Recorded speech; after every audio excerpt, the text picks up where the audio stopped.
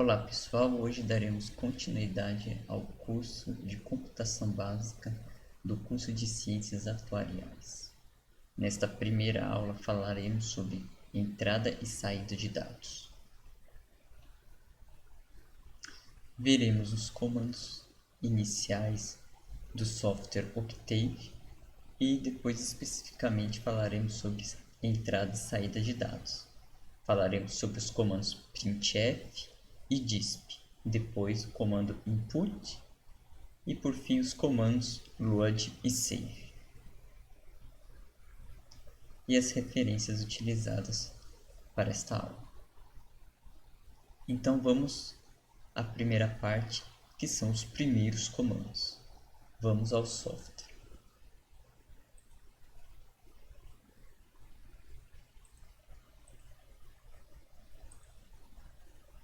Este é o ambiente, a interface gráfica do software Octave. Aqui na janela principal temos a janela de comandos, onde daremos comandos para o Octave fazer contas, executar tarefas para nós. Aqui nós temos um editor em que nós podemos escrever códigos. Voltando aqui para a janela de comandos. Aqui nós temos o ambiente de trabalho. À medida que formos armazenando variáveis, será aparecido aqui. Abaixo temos um histórico de comandos. Acima temos os diretórios ou os arquivos onde o Octave está aberto. No meu caso, o Octave foi aberto no diretório Home Rafael.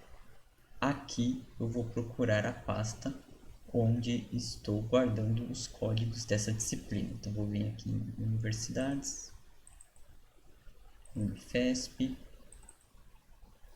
Disciplinas, primeiro semestre, Computação Básica, e aqui temos os códigos da Computação Básica e Aula 1. Então aqui eu vou guardar os arquivos da Aula 1. Lembrando que para executar os códigos, se eu quiser carregar um código aqui na janela de comando, ele tem que estar no diretório. Então, nas janelas de comandos, nós podemos fazer operações matemáticas. 3 mais 2, podemos fazer 3 ao cubo. Podemos fazer raiz quadrada de 2, valor do número π, seno de π. Lembrando que as funções trigonométricas, ela está padronizada com os números em radiano. Aqui, seno de π, que seria 0. Para o computador, isso daqui é 0. Depois, mais para frente, comentaremos sobre aritmética de ponto flutuante, mas em aritmética de ponto flutuante, isso é considerado 0.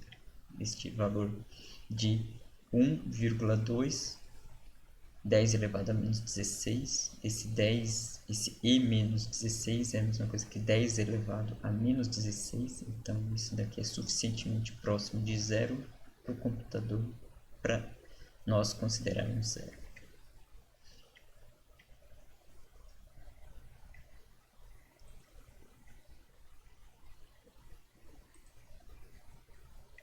Também podemos armazenar números em variáveis.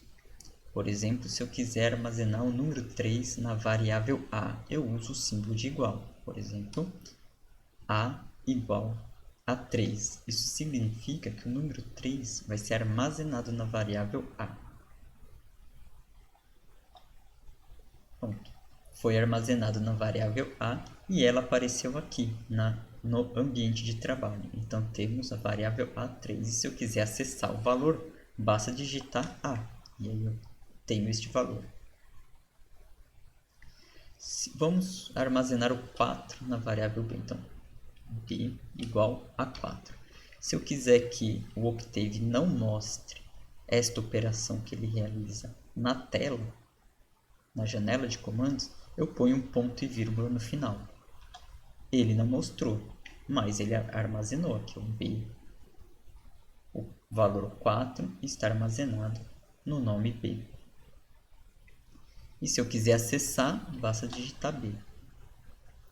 Eu posso fazer conta com essas variáveis. Eu posso fazer a mais b menos 2 vezes b.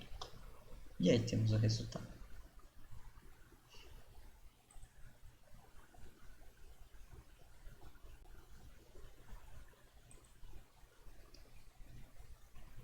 Temos exponencial, usar ESP.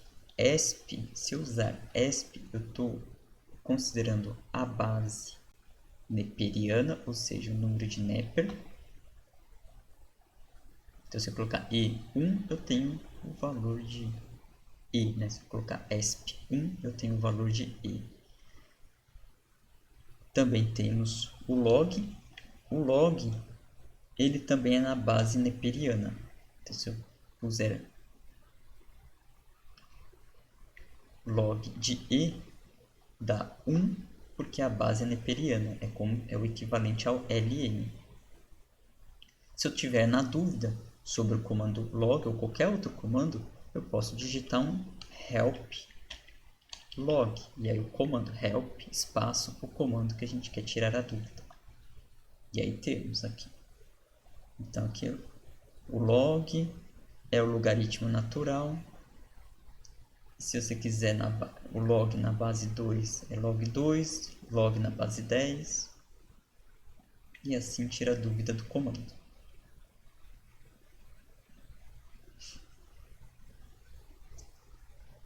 Além de armazenar só um número, eu posso armazenar um conjunto de números. E eu posso pensar isso de uma maneira em forma de linha ou em forma de coluna. Por exemplo, que a gente pode chamar U igual. Agora eu vou dar um conjunto de números, então vou pôr entre colchetes.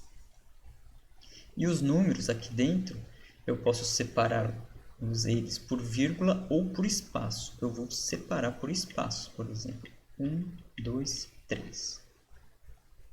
Então, armazenou 1, 2, 3 na variável U. E se eu quisesse armazenar na forma de coluna, eu separo as linhas desta coluna, deste vetor coluna, por ponto e vírgula. Então, seria 1, ponto e vírgula 2, ponto e vírgula 3.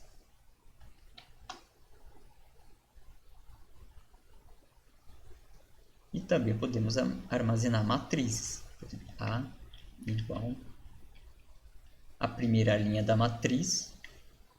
Então, por exemplo, 1, 0, menos 1. Segunda linha da matriz. 0, 1, 1. Terceira linha da matriz. Ponto e vírgula. 0, 0, 1. E aí temos a matriz A.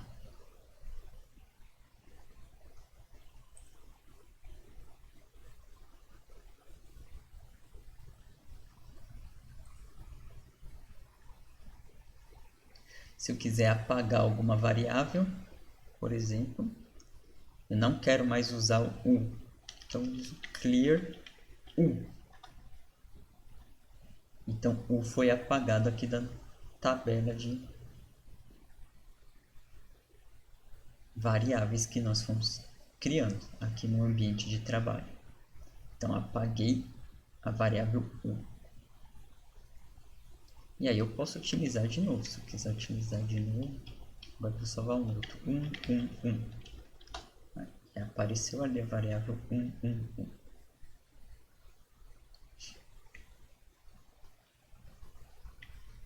Bem, mas se eu quiser, vamos supor que eu quero apagar tudo, eu posso usar o comando clear all. E aí eu apago tudo que foi salvo aqui. Todas as variáveis salvas no ambiente de trabalho. Mas e se a gente fez contas e eu queria guardar essas contas para um dia recuperar essas contas que eu fiz? Porque se eu sair do Octave e entrar de novo, bom, esses comandos aqui vão ficar perdidos, ou no máximo alguns aqui no histórico de comandos.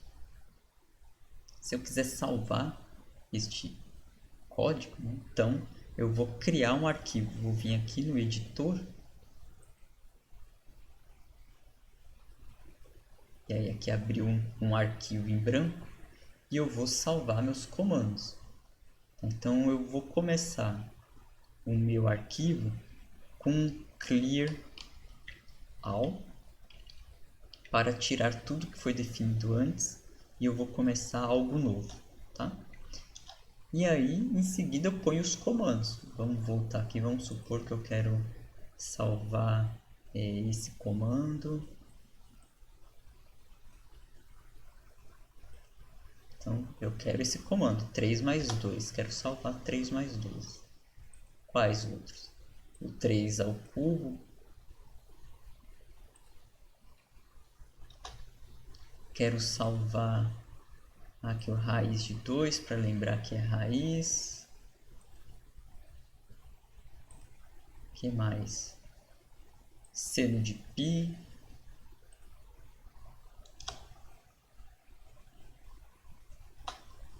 Tá? Então vou salvar esses comandos aqui. Eu vou pular uns aqui, vou colocar o ESP1.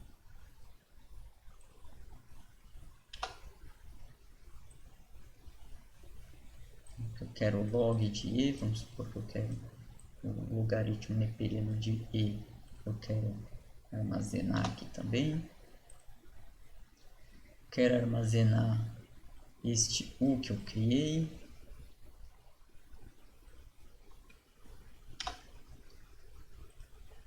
Vamos supor que eu quero V também.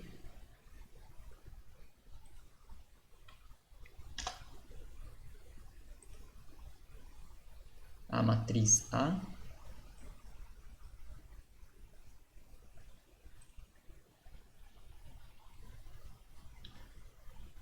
E eu quero pôr aqui uma expressão. Agora, por exemplo, vamos supor que eu quero criar variável A igual a 1,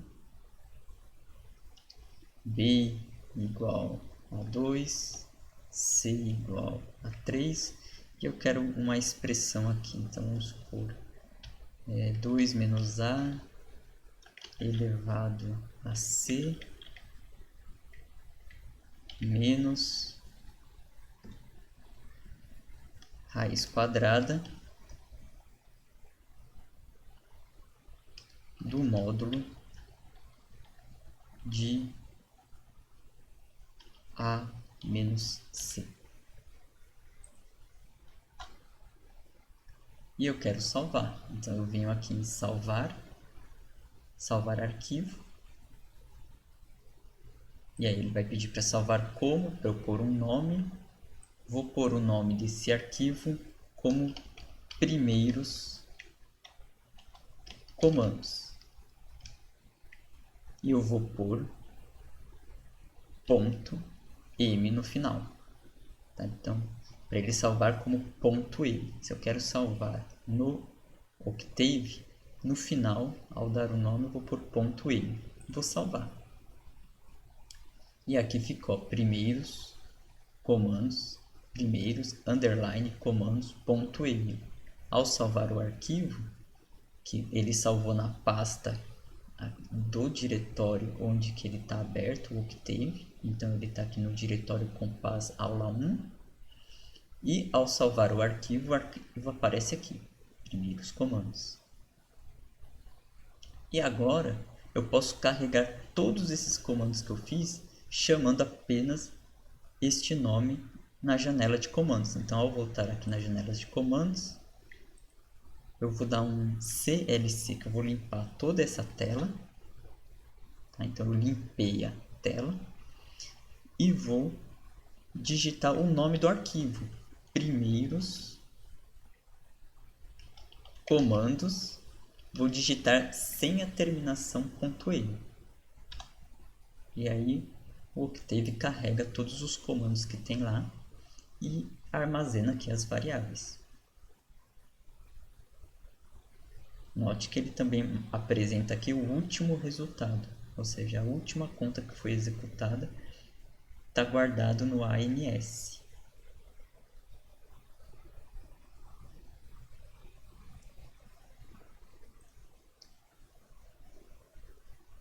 Bom, tem uma outra forma de carregar os comandos e aqui as variáveis não são apresentadas no ambiente de trabalho. Isso é usando o comando function. A maioria das vezes eu vou utilizar nos códigos que a gente for fazer o function de início.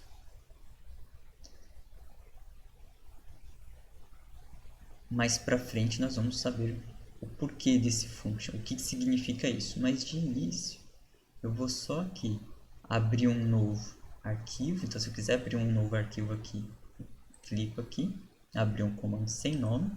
Eu vou copiar e colar o mesmo conteúdo aqui.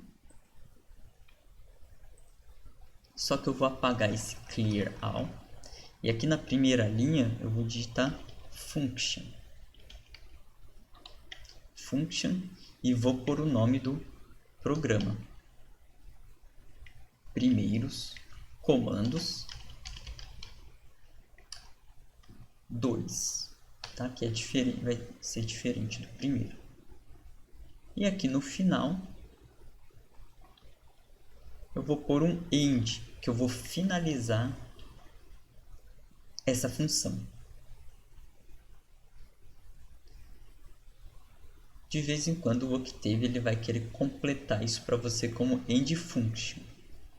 Aí apaga a palavra function e deixa só a palavra end, porque ele fica mais compatível com os outros programas que são similares ao Octave. E vou salvar. No caso, como eu já digitei function e pus o nome da função, ele mesmo, o próprio Octave, vai sugerir o nome do arquivo com o próprio nome da função. E é desse jeito que a gente quer mesmo. O nome do arquivo tem que ter o nome da função. E o Octave já vai por a terminação .m automaticamente. Então vou salvar e aqui apareceu primeiros comandos 2.m.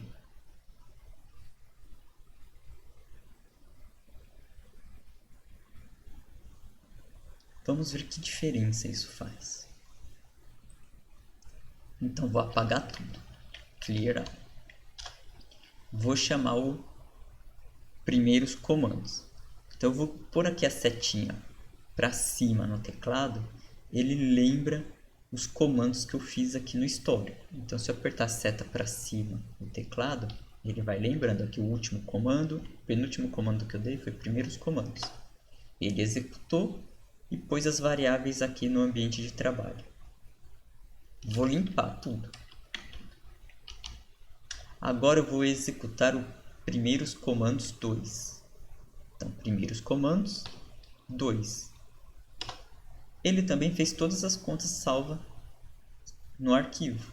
A diferença é que ele não carregou aqui no ambiente de trabalho. Ou seja, as variáveis ficaram internas lá naquele código. Tá? Mais para frente, em aulas para frente, nós vamos falar mais a respeito sobre o comando function. E aí é explorar os comandos básicos, né? Procure um manual, algum guia que mostre mais comandos básicos. Nós vamos ver os comandos ao longo do curso. Então, à medida que a gente for evoluindo nas aulas, vai aparecendo novos comandos. E a primeira parte é isso.